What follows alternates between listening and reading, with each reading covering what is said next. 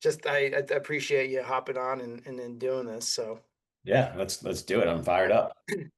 well, I want to kind of go backwards a little bit, right? And kind of get a sense from you as a player, like what originally pulled you into the sport? You've been an eight-time MLL All-Star, right? You're an All-American torch and fouls at the college level. Unbelievable high school and college and pro career, but like, you know, what was that point as a kid that really pulled you in coming from Massapequa? I'm sure there's a lot of lacrosse around you, but like, were there certain influencers or coaches or people that just kind of, helped you get involved? Was it more kind of, my friends are playing, I'm playing, I'm having fun, I just want to stick with it? Yeah, it's gets harder and harder to answer as we get older, Brett, because I'm trying to remember. But Yeah. my clearest memories with, getting into the sport was growing up on Long Island, played, soccer, football, everything with my local friends. I lived in Massapequa, but I was a Farmingdale kid, and my parents grew up in Queens. They didn't play lacrosse. My dad played stickball and baseball, growing up in Queens. And with the friend group that we had at school, I remember vividly my good friend Joe Solano, who played at Penn State from Farmingdale. His dad started coaching our PAL youth team when we were in second or third grade. He was like, "Hey, we're putting the boys together. We're going to play lacrosse." Like Coach Joe played growing up on Long Island. And I just remember it being a combination of all the sports I've played, pick up basketball, football, soccer. And I was a lefty. So the team needed a lefty. I played lefty attack and I never left. So that's kind of my easiest memory is just when you have your tight friend group that you play all sports with, hang out with at school, after school, and you have, credit to all the dads out there, especially in non-hotbed areas that dedicate time to coach. But when you have coaches growing up on Long Island that played the game, which I did, and then obviously moving into my high school career where I had great coaching, it sets you up for success and makes you love the game even more. Yeah, absolutely. And I've kind of in that boat as a lefty, I remember being at UMass and just I found a spot on Man Up because I was like one of the few lefties, and that's kind of how I got in the field. Yeah, In some it's ways, it's like it's funny to think about, like, just because of the hand you played, really got you some opportunity there. But it's true there. I mean, like, I didn't know a lot of kids that played lefty lacrosse growing up, and then even at UMass, I mean, Sean Morris was a lefty, Jimmy Connolly. Jimmy Connolly, Gene Tundo, but like it wasn't, majority of the players are right-handed, so it definitely was kind of an interesting way to Yeah, and how and you you get on see the field. and you see some teams now in college, like they have more lefties out on the field than righties. And for me, I love to see that, right? You love to see the ball on that side of the field, but there are specialty spots like man up, that when you have a balanced field like that and you could throw a skip pass to somebody's strength as opposed to somebody opening up their hips the other way, it helps. So, that's the biggest thing for me was being the lefty attackman at a young age. Like that ball comes down in transition a lot. I was small and quick, so like I love to feed the ball. It helps your team when you have a lefty on that side of the field as opposed to a guy with a stick to the inside, which I coach club lacrosse now. I see some teams don't have a lefty at a specific age group. We take advantage of that defensively because that kid's not going to be ready to catch the ball in transition. Yeah, absolutely. And kind of to feed off of that too, and you just think about how kind of the game's evolved as a player. I mean, like, I remember, growing up, there's a lot of just, in the early 2000s, there's a lot of like downhills, kind of your alleys, your sweeps.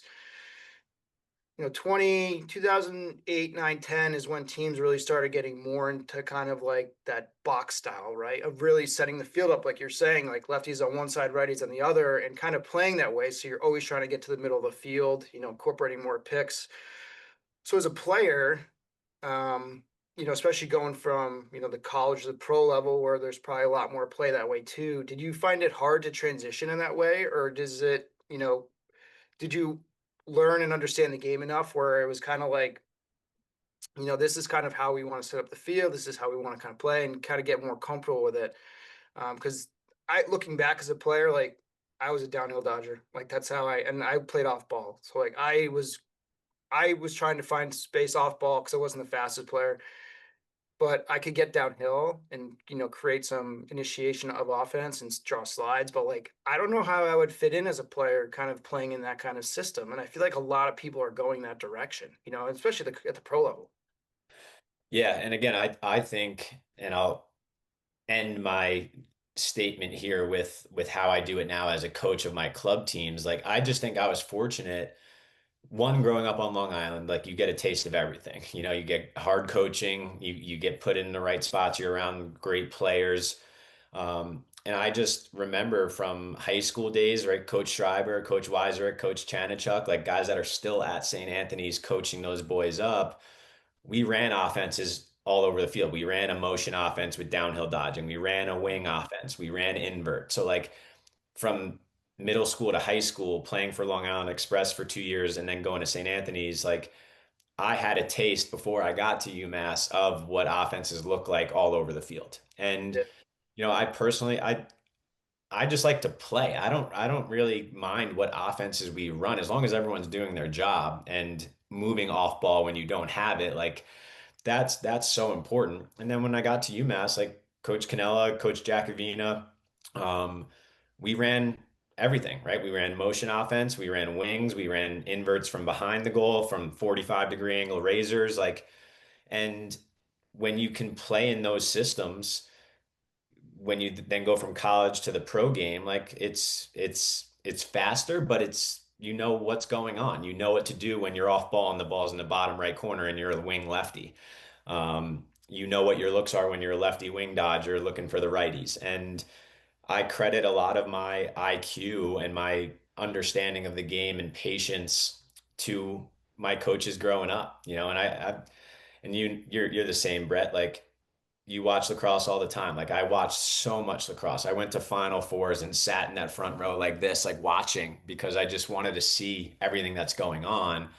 And that's the way I coach it now, man. Like our youth kids, our middle school and our even our we call them our futures, the 2033s and 34s, like they're learning how to run offenses all over the field because it's necessary. Like it might not click right now, but we call out a set to have them get set up and then you free play out of it so that you can read where slides are coming from. And that's my biggest coaching point to our specifically our high school guys here in Utah. It's like the reason why I have 5 or 6 different sets for you guys is because then it allows me as a coach and hopefully you guys as players to read where slides are coming from. If we run around like chickens with our heads cut off, and I ask you, hey, where'd they slide from there? We're not going to be able to take advantage of this defense very easily. So when we set up our Raven, which is our righty two-man game, let's see if they're going from the mirror or are they going adjacent or are they going from the backside? Like, and they're starting to get it now. And I just think that's what's helped me a lot, Brett, is just I think I just can dissect a defense, whether I was a quarterback in college or my first couple of years of the pros or now off ball, like just try to make the defense life a nightmare. And how you do that is understanding where they're going from and what they like to do. Yeah, and like I think what a lot sometimes I see like kind of undervalued from like a teaching standpoint is like teaching kids off ball play, right? And I think a lot of things we look at, the flash of being able to beat players one on one, right, and have that split dodge, whatever dodge you're doing, but really have that kind of pizzazz to get by a defender. But I think like what makes players really a big threat is can they play off ball? Can they read the ball in the player's stick, how the defense are playing it, just like you're saying, right? Where is the slide coming from? How do I move to it? Is there a way, like, especially at your club level now that the kids you're teaching, like, do you incorporate a lot of off-ball teaching, and maybe how would you do that? Yeah. How you do it is first by giving them some statistics. And we're lucky we had Bubba Fairman, ex Utah player and former Terp, help coach out here as a former Utah kid. And I remember him talking about it was more defensively, but it's the same offensively. It's the 80-20 rule. 80% of the game you're playing off ball, 20% you're on ball. If Mm, you're lucky. There's some guys that are 70-30, there's some guys that are 90-10, whatever it may be. But it's understanding that first. Like okay, you don't have the ball in your stick for 80% of the time on your offensive possessions. What are you doing? How are you being a good teammate during this time? Now, for us, and I credit Coach Gitz for this because Adam Gittleman, told me, hey, spend more time teaching them what an exchange is, what a C cut is, what a pop is, because you watch lacrosse, there's what I tell our kids is like, you don't have to draw slides if you are good off ball. Because if a defenseman's staring, you could pop, you can drift, you can exchange with somebody and seal. Like a lot of the goals I've scored in my career, I don't know if there were slides drawn because I'm exchanging with somebody, I'm cutting off somebody, I'm popping to space when my defenseman's right next to the pipe and there's 8 yards above me and my teammates throw me open. It's hard. And there are some kids that get it pretty quick. The goal is to have these kids believe in themselves that you might be great at one or two things, but you have to be good at a lot of other things to be a really high level lacrosse player, Mhm. right? Like, I got a quick release, but that came from working off ball and realizing when I catch that, I got to get it out quick because the defenseman's gonna, get to my hands.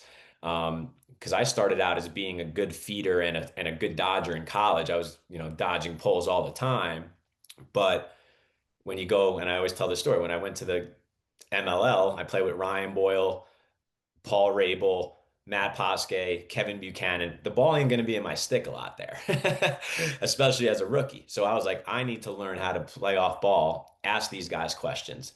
And that's the biggest piece, Brett, is like the hardest part of all this. I could teach those guys those concepts in practice and would set up drills and whatnot.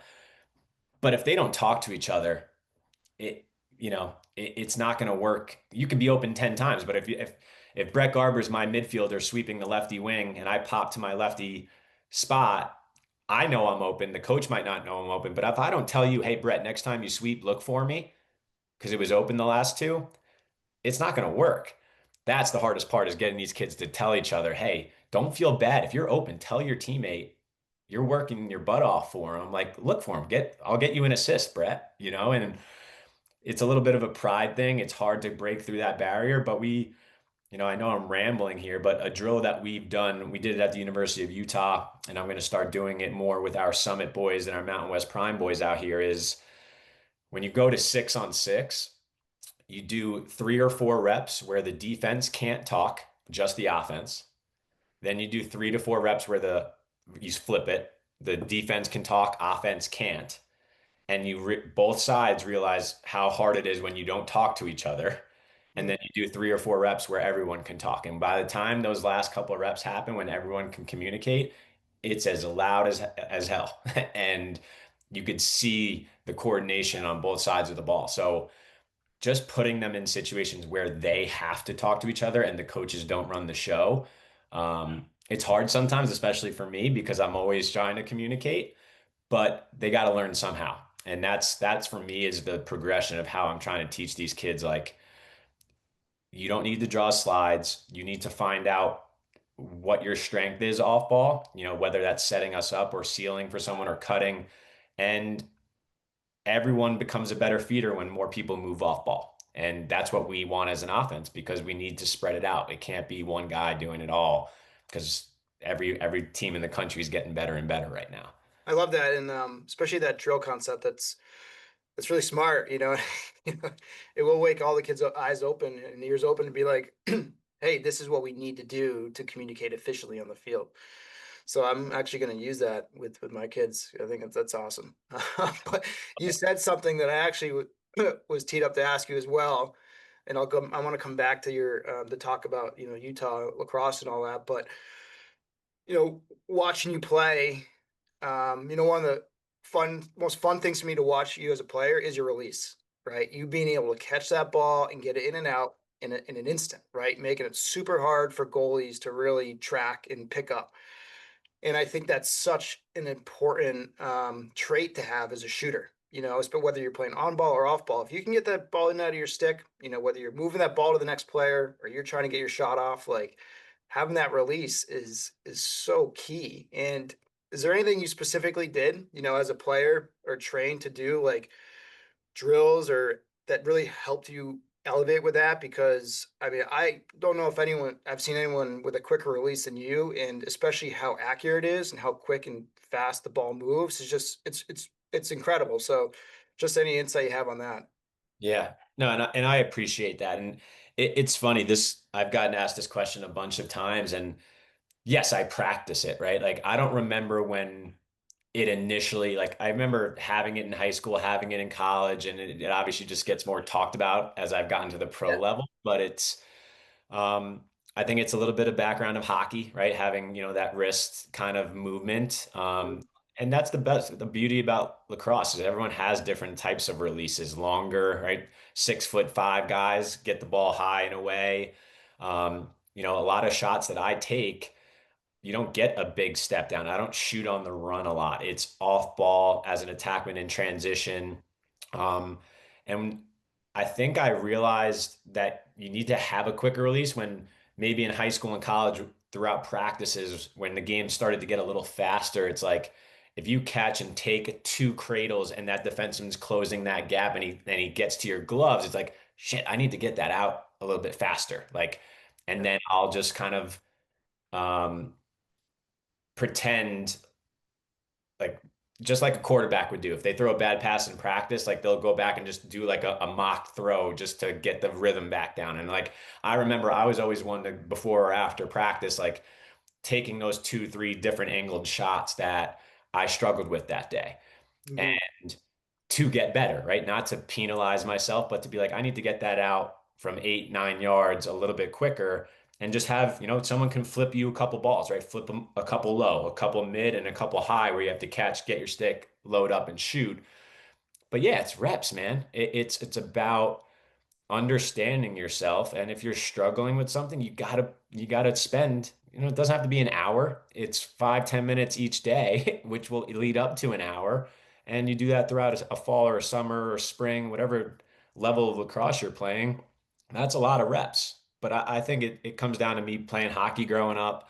I was always a smaller dude, so I knew I wasn't going to be able to shoot the ball 110 miles per hour.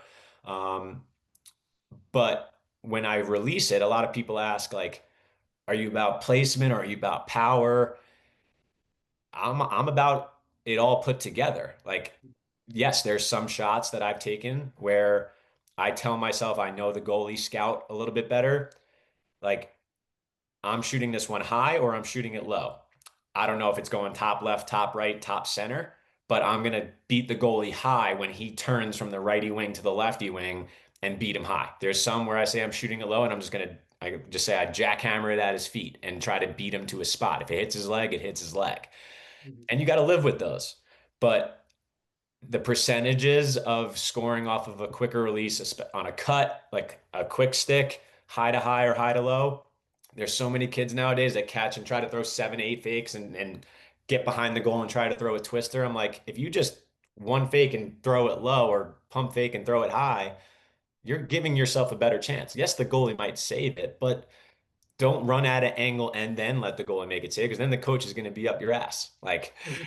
Yeah. so it's repetition, but it's a skill that you have to practice as well to eliminate that last half cradle before you let the ball go. And, you know, it's going out to the field, flipping it to yourself. You got teammates. The best way to do it is having two or three teammates throwing you wing to wing passes. So you're at a good distance and catching a live ball, but easy progressions that you could start with. And what I tell the kids, Steph Curry, right? When he warms up, he's right below the basket. He hits a bunch right under the basket. Then he goes to the free throw line, then the 3-point line, then the midcourt, then the other 3-point line at this rate, right?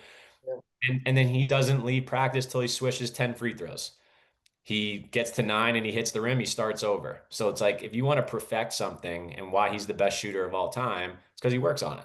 So if you say I wanna or I'm gonna. Coach Holman always said this at Utah. Are you gonna be a I wanna guy or I'm gonna guy? I want to be an All-American. I want to be this. Are you going to do the stuff that's going to get you to that level? That's the easiest question I ask the kids is like, what did you're telling me this? What are you doing to get better at it? Because if I'm still doing it at 33, trying to make a roster in the PLL and succeed, I think you guys can too if you're telling me you want to go play college lacrosse. Yeah, no, that's great. And I think to build off of that too is nowadays with, the sticks and technology, like some kids like create their pockets for shooting, you know, and sometimes that, maybe gives them a little bit more whip. The ball hangs a little bit longer, but I grew up always thinking about I want to be able to make good passes first. And I tell all my players, you should be able to feel 100% confident making every pass from every angle with your stick, right? Whether you're changing planes or something because of the defender, like, and then you learn how to shoot out of that because if you become someone who can just shoot and you can't pass, you're probably passing the ball 95% of the time on the field versus shooting. So, and I think when you have a pocket that is more geared for that too, it probably helps you get a little bit more of a quicker release instead of having like just like the stick you can crank with, right? Yeah. Um, but yeah, no, that's that's super good insight, and 100% agree. Like, and I think just getting those reps and making sure that you're working on kind of all those pieces that I try to work with kids on their strengths, and really enhance those strengths, but also make sure you put in that time for the stuff, kind of almost like what you're saying, like you knew what kind of player you were, and you really wanted to grow at that, and then you're able to evolve and in different areas of the game. But Yeah, you and know, Brett, to that point, like, one of the coolest things the PLL does now is they track touches and passes, yeah, right? saw that. Connor Schellenberger is he's the MVP leader probably right now with how consistent he's played. He's just minimizing mistakes. He's playing a really good season of lacrosse. I looked up the game from yesterday versus the Water Dogs. Right, he had 5 points. He had 1 goal, 4 assists. He had 2 shots, shot 50%. He had 31 touches and 28 passes. So to your point, you most likely as an offensive player are going to have 4 to 5 to 6x passes than shots that you're going to Yeah, have. If you are playing with a stick that you can't shoot with or you can't pass with, you're not only hurting yourself, but you're hurting your 5 other teammates that are out on the field with you because the average pass in a lacrosse game is 18 to 20 yards. I remember somebody brought up that statistic. So if you can't throw an 18 to 20-yard pass with your feet set or with your feet moving, start there. Start there to work on a consistent stick and fix your stick, right? Stop playing with a bag, stop playing with whip. Like you got to earn that. My sticks have changed from high school. I played with zero. College, ramped it up a tiny bit, but still I was a distributor. I was a yeah, quarterback. When I got to the pros, my stick has a little bit more now, but we've been playing lacrosse for 30 years. We know how to manage that. Some of these yeah, guys get a new stick, they tighten everything deep in the pocket, and they go out to the field. They're like, oh, that was a sick shot. But they throw passes into the dirt or over someone's head. yeah.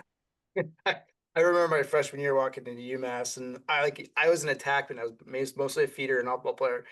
Played some midfield, but my stick was like a tennis racket, right? Like the ball just rolled off. And I remember a senior coming up to, the first week of practice, a senior coming up to my locker and being like, I mean, can I see your stick? And he's like looking at it in the pockets, like very minimal, like no whip. He's like, you gotta change this, man. We're just a little faster here. And I'm like, I'm not just gonna completely change my stick, but like I slowly added more whip into it. And it was adjustment period for me. I'm not gonna lie. Like Yeah. I struggled a little bit. Like it wasn't the point where I couldn't do anything, but you're right. Like you have to have your stick dialed in. You have to be comfortable with your stick. If you're not 100% comfortable passing with your stick, change it, right? Like because we can always adapt to our shot. And you may not be able to shoot. You may not get that little, 1 or 2 mile per hour more, a little bit more whip. But if you can at least shoot accurately and put it where you want to put it, more importantly, put it right in the player's stick, so they can score. I mean, to me, that is like so much more important. So I'll never Yeah. forget that though. And it just, I was like, My, yeah, I guess I got to change it up a little bit. I don't have a stick in here, but my pocket, the ball is above the rail. Like I play with a small pocket, Yeah, and it's that's the crazy. I don't know how to completely string a stick. Like I've just never learned how to do that. I tried it once or twice. The mesh was sideways like this, so I just gave up on it. But you got to know how to tweak your stick too, right? And there's nothing better than when you get a new stick or two and you go out to the field for an hour by yourself and I played one season in the pros where I just played with one nylon. I didn't even play with a shooting like because I just wanted the ball to come out clean. And yeah, then Off season, you go out and you try a couple different things, see what's working. And that I think gets lost a little bit is some of these kids think the stick is just going to do it for them. And it's like, it's, it's the magician. It's not the wand, right? Like you got it, you're in control of that thing. Yes, when you have it dialed in, it will do wonders for you. Yeah, But until then, like spend some time with it, learn about it. Like take all the shooting strings and shooting and nylons out and shoot 20 balls with that and then add one and see what the like find out what the difference is because some of these kids don't even know what it is. Like they don't yeah, even know why, coach, my the ball is pulling on me. Well, your pocket's too deep. You got too many shooting strings that are tied so tight. And I take them out at practices. I literally take a shooting string out one at a time on some kids. And yeah, you know it, the next pass they throw is 10 feet over someone's head, but I'm like, figure it out. yeah, That stick actually throws really nice. I just used it. yeah, You just got to get used to it. So I know yeah. I was long-winded, but that's just so fun to talk about because Yeah. it's overlooked. Well, I think, when just like teaching maybe someone a new piece to their game, be building that foundational skill set, the fundamentals, making sure that we know how to do the right stuff correctly at a high level. You could change something of a kid's shot because you see it, right? Maybe what they're doing with their hands, they're not snap releasing, whatever it may be. And just like stringing a stick, like you change it immediately, it's not going to be perfect, but you have to give it time to work on it and practice it till you start feeling the difference, right? Like, especially you as a coach, you probably do a lot of, small group stuff. You work with individuals, you work with a team. Like you want to teach these kids maybe, a way to do it where you're putting them in a way to succeed. And it may not look great to start, just like stringing that new stick. It may not look great, but the more you practice it and doing it the right way and get comfortable, then that's when you start really seeing those changes happen. And you start seeing that kid grow more confidence. And, I think as a question to you for that in that situation, like how would you kind of build out, from a kid who's like you said, you're 33, 34, all the way up through high school? Like obviously you want to, like you said earlier, you got to put the work and you got reps, but is there a certain framework that you would suggest for, kids at that level through high school? Because IQ is such a big part of the game, like you talk about, and we want to teach that, but you also want to make sure these kids understand the skill sets. You have a stick that's like an extension of your arm that you got to be able to throw with. You got to work on protecting your stick around defenders, being able to pass the ball, catch the ball. Like it sounds simple, but it goes such a long way, like knowing all that. And if we can work on it throughout all ages, like you said, you still work on this stuff too. But like, is there a certain pathway you think where kids should kind of start learning different things, from the 33s all the way through high school? Yeah. We have in our player manuals for our summit teams out here, we have that player pathway. We literally that's what we call it. And it's Awesome. our futures, it's like three age groups, then it's our middle school boys, and then it's our high school elite teams of like where you should be, steps to get there. Um, and it's great for, to sometimes to take a step back, tweak that a little bit based off where we are, in the lacrosse world. And when you're younger, it's setting those kids up for success of where they are right now, right? Like if you got two kids that are good friends from the same hometown, put those two guys in a two-man game. If you got Hmm. a big kid, like, hey, your job is to go downhill and kick the ball through X and get hockey assists, right? And just teach them what all of that stuff is about in regards to team offense. And I'm a huge component because I'm one of those kids that played three sports their whole entire life throughout high school. Like play basketball, like soccer and basketball. Again, football is football, right? Like that's you can look at that as positives or negatives for so many people. Just it's so injury prone. But Hmm. soccer and basketball with triangle shapes, pick play, spacing. That's what I think helped me a lot in lacrosse with understanding fluidity of offense. And you can, in basketball, if you cut through hard and somebody on a two slide tries to help in and opens up a corner three, like you take pride in that you open that guy up. And for me, I love when our kids play multiple sports. Lacrosse is way different than when you and I were growing up, where it's all year round in many places now, which is great. I love that. But you when it's not that main season, like play your other sports. The amount of times I went from soccer practice to lacrosse practice and basketball to lacrosse is crazy. My parents were nuts for doing that, but I'm also very grateful for it.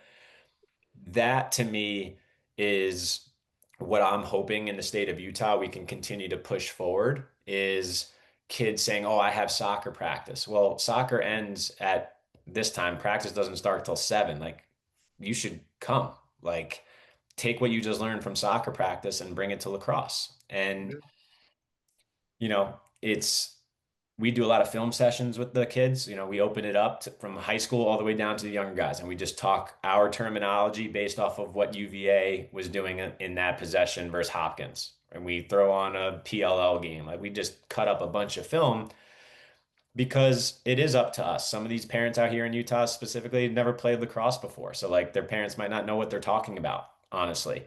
Um, so the pathway is just when they're younger, let them have a boatload of fun, learn each other, right? Learn some terminology and set them up for success. If there's a fast kid, like he should probably be playing midfield so he could play some defense and push transition for you, right?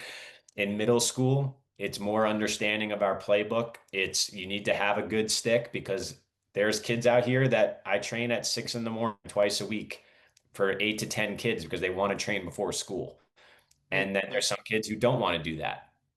The kids that are doing it are going to have better sticks and better IQ season over season, fall to summer, summer to fall. Yep. So, we call it the competitive cauldron, right? It's like that middle school age group for us now is it's turning into that competitive cauldron of the guys that are going to be really stepping their game up. And then in high school, um, we're at a spot here in Utah where there's a lot of kids that have been going to, there's been over 40 kids the past 2.5 years that have gotten to play college lacrosse, D1 through MCLA from Utah. Um, the biggest thing for me is like those guys being ready to have the full, Division 1 lifestyle day, waking up, workout, you know, PT, then you got film, then you got class. Like it's no joke. You know it. It's no joke. And that's Mhm. the hardest part to relay to some of these guys and families is like, yeah, you're working hard, you've gotten a lot better, but like this is and there's no escaping it. If you half-ass a run or you miss a class, like you're going to get ripped. And that to me is like just making that understanding and having just more, arm around their shoulder conversations of like, how are you doing? What do you need? But like also hold them accountable. Like, you're not giving me 100% this practice. Be just being brutally honest with them Yep. because if no one else is going to do it, I'm not afraid to do it because that's how I was coached. The amount of things that Coach Schreiber, Coach Chuck, and Coach Weiserick, and then obviously Coach Canella, Coach Doc, Coach Jacovino, like they just you keep it real and you either figure it out or that's not the right place for you. And Yep.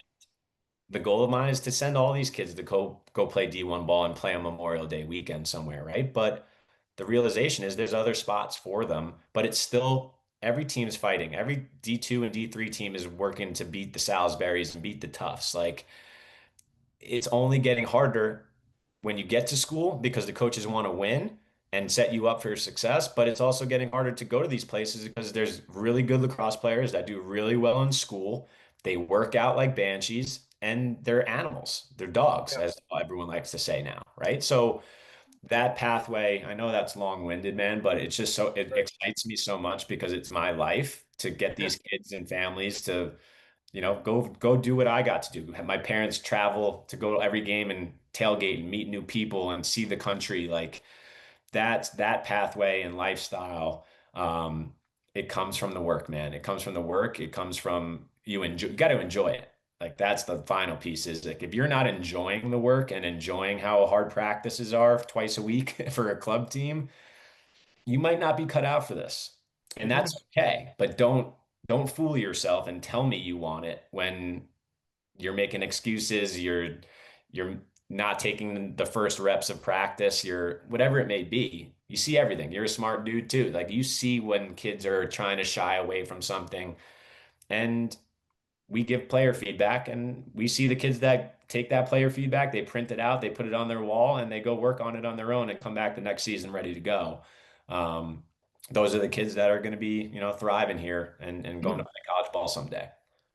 Yeah, no, that structure you have for your program sounds awesome. I think it's something that, the way club is supposed to be, in a way where sometimes we get lost of what club is, but club should be that place where kids are developing and learning the game and giving those kind of stages of like, here's what you need to do to prepare for that next level, whether you're just a little kid having fun to like, oh no, I want to get a little bit more serious with it, middle school. Like I'm really starting to feel like I love the sport to like high school. It's like, all right, now I'm thinking about college. And Yeah. So I actually just texted you.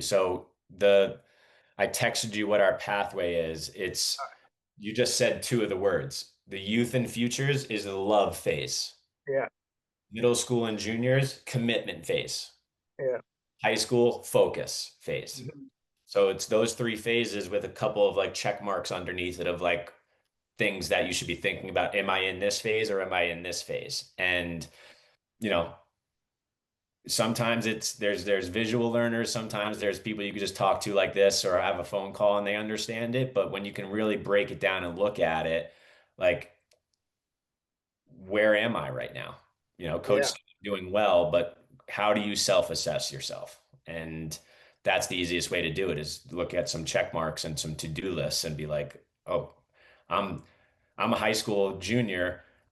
I'm like 50% focus phase and 50% commitment phase right now. I'm not committed to the weight room. I don't work out much, like I don't have two lacrosse sticks in case one breaks. Like that's not, you know, you, that helps you when you have two, all that good stuff is different family to family, player to player. But when we have this yeah, foundation, it's really helpful to just be like, this is the reality, man. yeah. No, that's great. And to tag on to that, to the college piece of it, high school piece. And, especially from a family standpoint, I just don't know if families and players understand how hard it is to earn a spot at the Division 1, 2, or 3 level. There's so many kids playing the game right now.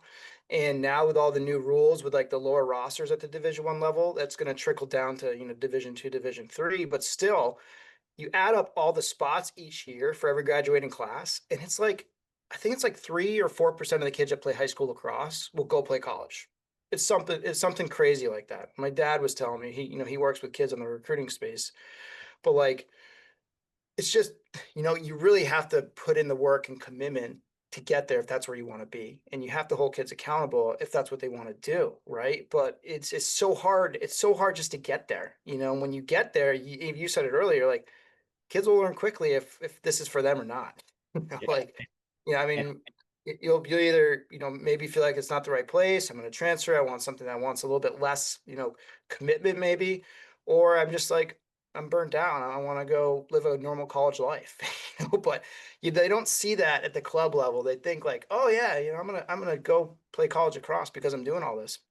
It's a very small margin of kids that have the commitment. Those numbers are basically for the boys level, not boys and girls, Yeah. but still, I mean, the game's growing. I mean, kids are playing the sport and, there are more schools adding lacrosse, but still, I mean, the numbers are crazy. Yeah. And the difference between all of the division, right? The difference between D1, D2, D3 with that is so minimal too, because it's like a Division 1 coach nowadays is not recruiting you to be on the team to just exist.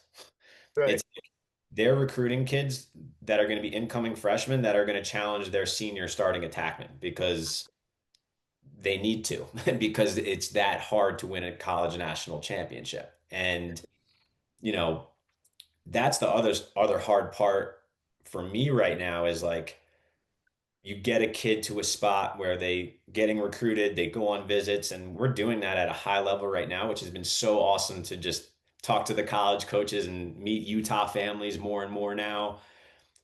But that's like half the battle for me is like, okay, you're getting recruited, okay, you just committed.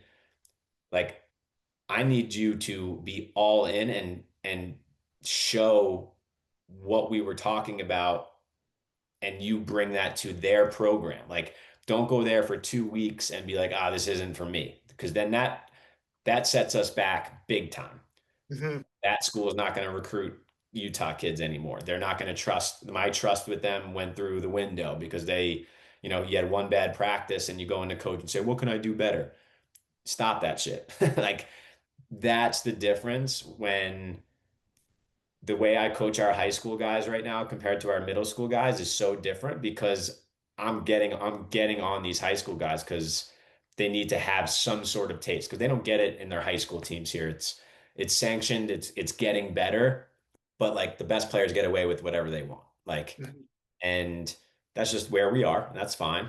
And when they get there, I want those kids to go to those schools and compete for a spot, whether that's lefty man up their freshman year, which is, if you do that as a freshman, that's pretty darn good too, if you're even stepping on the field. Like, that is the most important part to me now is like the recruiting is going to happen because we're putting our kids in the right tournaments and getting them in front of all these coaches. But it's like when you say yes to this coach, like you're saying yes to this coach, man. And if he tells you to do something, you're doing it. You're doing it his way. It could be different from our way. Yeah. But now, right? Now you're in my world, grandma. Like you're in their world. Yeah. That part of what I talk about to these kids during that process is like when you go on these visits, try to go watch a practice. That's what made me fall in love with UMass. I was, Hmm. I was a fast paced. I loved transition. When I watched UMass's practice, the first 40 minutes after stick work was literally all transition up pace drills. I was like, this is where I want to play. Oh yeah. And I know you know that better than anybody. And it's like when I tell these families when you're going on the visit, like make sure if you have to fly in earlier and miss a day of school, do it so you can go watch practice. Listen to the coaches. Are they speaking the same? Are they saying the same things Coach Manny says during practice? Like, see if you can hear that and visualize it because that will make you feel more comfortable. If you have no idea and there's a slow practice, they're not really drilling, the coaches are talking in huddles the whole time, maybe that's not right the spot for you because that could frustrate you and whatever it may be, there's so much that goes into it. Um, but when it comes down to it, man, is like these kids being prepared the best they can, and then you just, say your prayers and um, just tell them to not give up. Like you just can't. And if you do that, you'll reap the rewards of it. But so many of these kids now with the transfer portal and NIL shit, it's like it's almost impossible. Um, Yeah. because I tell the story. My freshman scholarship was $7,000. Like I have kids from Utah now, academic and athletic money getting 35, $40,000 as freshmen. I'm like, Yeah. yeah, school is still probably going to be another 25, 30, $35,000, but college is expensive. Like you're getting a deal right now. They want you. You earned that academic money. You're doing well in school. You did well on your ACT. Hmm. Like earn it. How you get to a full ride or somewhere where you're comfortable is you get that your junior, senior year when you're a captain, you make a honor roll. It's not just hearsay and coach speech. That's the reality. Like Yeah. everything is just given to these kids now, and they go to these schools and they're like, okay, so how much are you paying me? Those have been verbatim questions that I've heard from college coaching friends that Yeah. I'm like, I coached college across for 8 years. If that happened now, I don't know how I would fit in with that.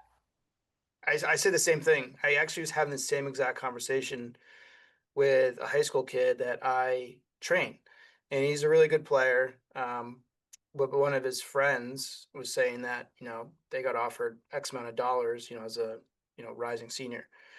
And I said to him, I said, yeah, the world is changing, in the sport, and maybe this is a question you can answer too, and who knows where it goes. But like I said, looking back, I would like to think that, my decision to play at UMass was because I loved Coach Canelo. I loved watching the practices, loved how they played. I loved the guys on the trip, right? And not that, yeah, the school just gave me more money than the other. But I mean, with that, I mean, where do you think the state of the game is and where's it going, especially at the college level? Like, it seems like the pro game, the PLL, like, is they're making a lot of great strides, with growth and TV and just really getting it out there for people to watch and experience. But the college game to me just seems like, where does lacrosse end up in 5, 10 years with this whole effect of NIL, and what happens when, the Big Tens, what's happening now, are getting all the money, and these smaller conferences are not in that same boat. Like, I don't know where it goes. And like part of me is like kind of bearish. Like I want to be bullish on it, but like it's so fluid. The rules change every year. But I don't know. Do you have any insight what you think, like Yeah. where it may go and what we could see out of it? I mean, I think ultimately it'll bring good lacrosse, but I mean, from a standpoint of like the college game and kids and programs dropping, or it's like who knows?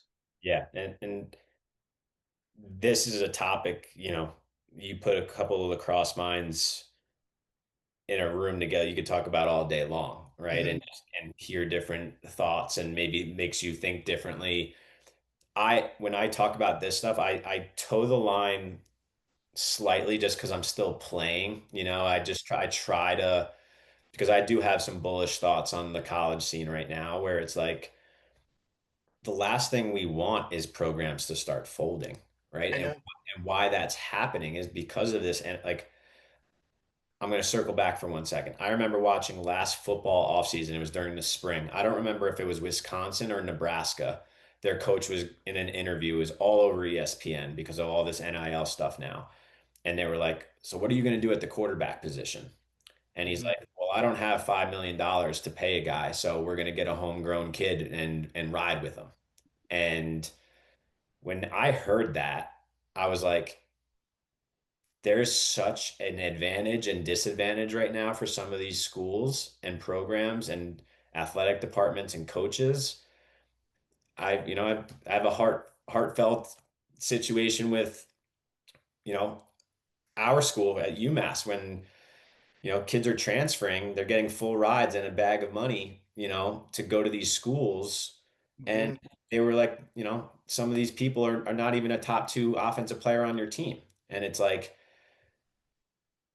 that's the easiest way I could say it, Brett, is like these schools that have all the money and have all the access, if they don't win, something needs to change because that's like, I don't want to see another Division 1 team fold because there's not enough players. They can't pay the coaches. They don't have as much coaching staff as other schools. It's like, I just don't see how it could be attainable if they don't find a way to level the playing field with some of that stuff. And whether that's, you know, an allotment that lacrosse can use for that NIL stuff. So it's not maxed out where kids are on a full ride getting $60,000 to go to school and then getting 20 to $30,000 of money in NIL on top of that. Like it drives me crazy, Hmm. uh, because you getting paid to go to school is your scholarship. I got a $7,000 scholarship because I was 5'7", 140 pounds, but coach liked the way I played and saw potential. That's what I started with, and you end with what you end with because you Yeah. earn.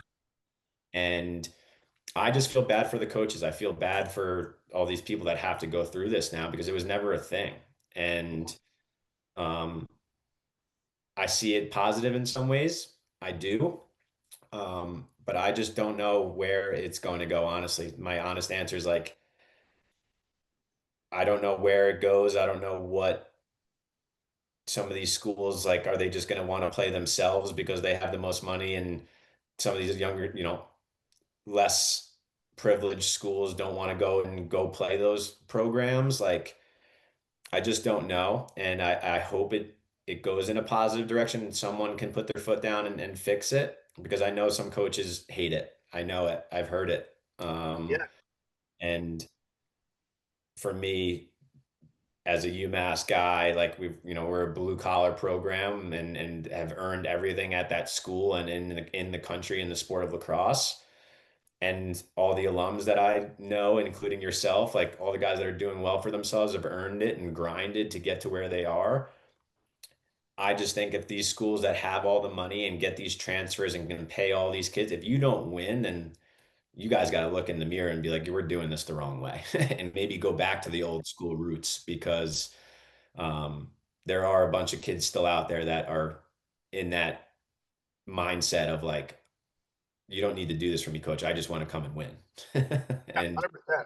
so that's I know that's kind of bland, but it's just so hard to talk about because I have great friends that are college coaches. I don't want to say something that is incorrect because I'm not as knowledgeable on the NIL stuff nowadays. I've just kind of given up on it Yeah, um, since I stopped coaching at Utah in 21. yeah, But it's just the easiest way to put it from an outsider is just like these schools that have all these access and money, if they don't win, like, you know, they gotta reevaluate. yeah. I think like to your point though, it's just so fluid. It wasn't kind of a question to say like, we know the answers, but it's just, we're both kind of in that climate where we kind of see what's going on. And like you, like I'm hopeful that it all kind of works out. I mean, they've changed the rules multiple times in the past 5 years because it's just gotten out of control, especially like Wild Wild West at the football and basketball level, but still like it is happening in lacrosse to your point. But yeah, hopefully you can just kind of figure out a way to, hone that in. So, college sports was meant to, you know, create a playing field where, everyone can compete and give opportunities, to players. So, but I do think players should get, you know, their name, image, or likeness if they want to be marketed by somebody. Like I don't see that's they should be able to do that. But like to your point, just to pay a kid to come play lacrosse, like that's where it kind of draws a line for me as well. But At least they're not doing it with freshmen anymore. At least they had the recruiting to junior year again because that was a nightmare. the eighth grade showcases, I don't know any coach that. How do you say yes to that? To put more, you have to go watch four different age groups when you're recruiting. Why would you want to do that? And Yeah. to your point too, with like just scholarship and then just having money for them to give to these kids to buy you for housing for to get a new car, whatever they use it for. I don't know, and that's not my business. But it's like doing that as a transfer, like you're a junior and you're transferring your senior year just to do that after you spent 2 or 3 years building a program, being a part of your team, and then you go chase that. I just don't think that like sets good morals for a lot of people, honestly. Like, because those types of, not everyone. There's so many great kids in the sport that go get great jobs and whatnot, but it's like Mhm. when you deal with that for 4 years prior to the real life, like real work, like work life balance, what are you going to do? Are you going to just expect that your job's going to pay you more because XYZ? Or are you going to say, if you're not paying me, I'm just going to go leave? Like, I just don't know how that sets up our world with such powerful student athletes playing college sports are some of the most powerful people in business, right? It's like because they've gone through the grind. They know Yeah. what teamwork's like. They know how to earn it. Yeah. That to me, from being in my mid 30s now, it's like that's the stuff that I'm looking at and being like, what's this kid's expectation going to be? What are the parents going to be saying at home when a kid does this? So are they cool with it? Are they talking about, hey, you've spent your whole time here, like finish this out with the kids that you came in with, or are you going to say just go, go get paid? That's just that's reality now. Like parents have to go through it now too, because my parents never did that. They were like, get your damn grades up. Go to class and get your grades up, right? Yep. Um, yeah, 100%. Well, and it'll be interesting to see where it all goes these next, 3, 5 years. But it's interesting. But I think like, to your point, like the pro level though, I mean, I think that stuff's going great right now. And there's a lot of good things coming out of it, just from a sense of like people getting engaged with the sport and, you know, really being able to be exposed to and experience, some of that stuff. But don't want to keep it too long here, but I just kind of, wanted to kind of wrap up with, it might be like one or two questions wrapped into one, or two or three wrapped into one. But you've are, you're an amazing ambassador for the sport, right? As a player, as a coach, you started the Utah Summit with Adam Gittleman, to bring lacrosse out to Utah, and you're like a face of Utah lacrosse that's been a huge proponent of the growth out there. And then coaching at the college at Utes out there. But like, What's that experience been like, being at that grassroots level and really being a part of something to help grow the game? Because I think that's like the goal, what all of us coaches want to try to do is help grow the game, right? We want more kids playing, we want more kids loving the sport, enjoying the sport. We just want to see it, to kind of get to a point where it can compete with soccer, especially I don't know what soccer is like out there, but out here in New England, it's like soccer is just a monster. But you hope it gets to that point. But what's the experience been like for you? At the club level, starting that with Adam, coaching at the college level, with Brian Holman and Marcus. Like you guys done some great stuff out there, and I just love to hear your thoughts on just the entire experience. Like I said, it's kind of you can answer however you want. It's a few questions, but I just think what you're doing out there is awesome. Yeah, no, and I appreciate that, Brett. It took in 2016 when Coach Holman brought us out here, and I got that phone call like, Utah's trying to go to Division One. They want to hire me as the head coach. I want to bring you, Adam and Marcus as my assistants. I had just finished up my second year at Wagner and got my master's degree from there, and I was like, Utah, like I've traveled the country, but I've never been like, where the frick is Utah? And um, it was a leap of faith. Like at that time, I was in the process of maybe trying to Coach Posque was trying to keep me at Wagner for one more year, but again, they didn't have the budget for I wasn't a grad assistant anymore. I finished my 2 years with that. So I was kind of in a crossroads of like, what do I want to do? Because I worked at Bank of America for a year and a half, 2 years, right when I graduated from UMass when I was playing for the Cannons in Boston. Mm, And I was like, I need to coach. I was born to be a lacrosse mentor, coach, something in this world, whether that's college. And I fell in love with it from day one. And when coach called me, it was a leap of faith because nothing was guaranteed that we were going Division One yet. This was still 2016. We didn't go Division One until 19, right? So, um, right from the get go, like you learn so much about yourself when you do things like that and you build something from the grassroots and you dig your heels in. And you also, you know, learn a lot about the people you want to surround yourself with, of people that are doers and I'm gonna guys as opposed to I wanna guys. And Coach Holman, Marcus, and Adam are just perfect examples of that because look at the Utes now, right? They're that program is set up for so much success. The facilities there, I'm looking at the mountains right now out my window. It's like it's hard to hate, is what I like to tell my grandma when she asks how's everything going. Right, I'm going on almost 10 years being out here. Um, the people they're big sports fans out here. We did a lot of fundraising. We did a lot of free clinics when we were out here to just get our faces in front of these people and teach the game. And when all that stuff happened in 21 when Coach Holman got let go, I went for the head coaching job, went through 3 interviews, and then just kind of never heard from the school, and they hired this the new coach. And shout out to Coach Canella. Wrote one of the. I didn't get to read it, but the athletic director told me it was one of the best letters of recommendation he's ever read. And he's been doing athletic director stuff for a long time. So shout out to Coach and happy retirement to you, legend. Um, but when we got let go from Utah, it was right before school started. It was like late July, early August, and um, me and Adam, we had started Salt Lake Summit. We had to keep it within a 50-mile radius of school because we were still coaching college. Uh, okay.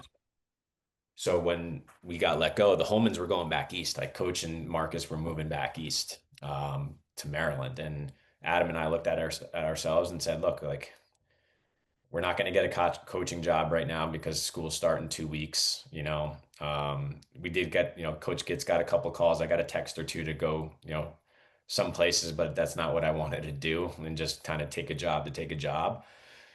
So we dug our heels in. We rebranded, and we turned it into Utah Summit, where we didn't have a radius anymore. And ever since then, we've just been building. We have 14 boys teams. We got 5 girls teams.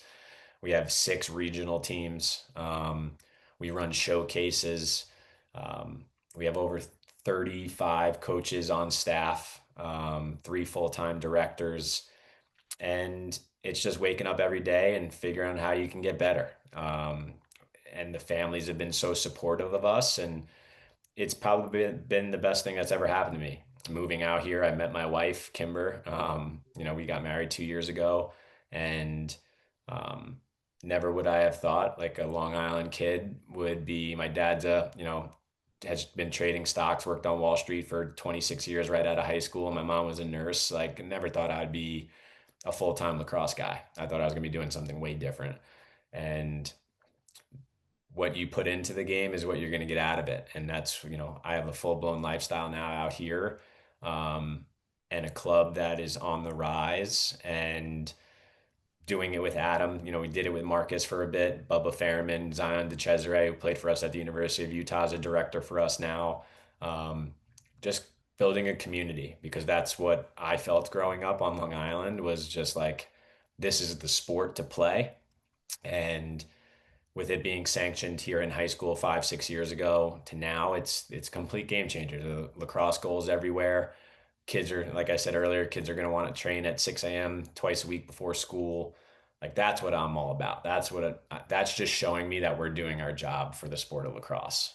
Doesn't guarantee you anything, right? But we're setting ourselves up and setting our kids up and families up to, have their kid go to a better school than they thought they'd be able to go to through the sport of lacrosse, and then have a great future. Um, but at the same time, it's a grind. You know how it is. Like, the more you do, the more, financial stability you have.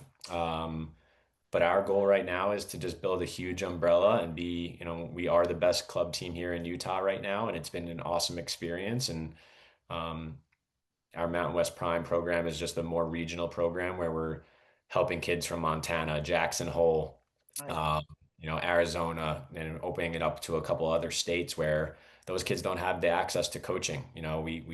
We bring in PLL pros, 2 times a quarter, and do clinics and camps and whatnot to get these kids in front of these guys, to inspire them, because all they can do is watch them on TV, which is still great. Yeah. Um, but it's great, man. I know that's long-winded, but I care so much about it. And it's like, waking up every day and figuring out how to get better on the back end. How can I be a better business owner? What do we need to do to better ourselves here? And when we get on the field, that's easy. That's the easy part nowadays, is that. So, just try not to overwhelm anyone, but also push the envelope of, like, you need to put the work in, you need to be at practices. Um, we haven't made anything quote unquote mandatory, here in Utah yet, which I know some East Coast programs do, and that's why they're damn good. Mhm. Um, but I think we're getting closer and closer to, if and when we say that, like, it will take us to the next level. And working with Adam every day has been, a blessing, because, he's one of my best friends. And when you get to work with your best friend and run a business in your favorite sport and favorite thing you love to do, I'm smiling every day. Yeah. No, that's awesome. Just, keep doing what you're doing, man. I mean, it's great for the sport, and I think it's just it's something that will help really like I didn't know you guys were getting into those other mountain states as well, which is really cool too. So, um, you know, I think the future of youth lacrosse and all that is very bright. So, These and kids are skilled, man. yeah, They love it. The yeah, access, you said, the access, when we were their age in middle school, like, mm, you had to grind on the internet to find a highlight of something from 10 years ago. Like, yeah, the the access that they have now, like some of our film sessions, all you have to do is pull up YouTube and pull up a college game. Like, you get full-blown games on there, right? It's right, just so easy to be able to get better. And, you know, for me, that's one of the things that's like, it's exciting, but it's also scary, because it's like, if a kid says he wants to get better, he's watching film, but it's at your fingertips on YouTube or on the PLL, app. You can watch highlights. Like, if you're not doing that, there's 20,000 other kids that are. yeah, And, the access could be, your best asset, or it can put you behind if you're not utilizing it. And if we're doing that as coaches, two guys can, as kids, to just watch 10 minutes and be like, what happened here? yeah, You know? for sure. No, that's awesome stuff. Well, I appreciate, your time. I know you got a lot going on and whatnot, but just thank you for what you're doing and thank you for, hopping on here and having a good chat about the sport we both love. Yeah, I appreciate it, Brett. Great book behind you, Hard Hat. Love that one. It's over there. Yeah. It's over there somewhere. Yeah, yeah, it's right here. It's, Yep, it's, it's next to like an old school picture of my grandfather love wearing that. in the Legend. sport. Well, I appreciate you, brother. If you ever need anything, let me know. And Yeah. go Gorillas, baby. Coach Smith, welcome to the helm, man. Fired up for you. Love you, Kyle. Yeah.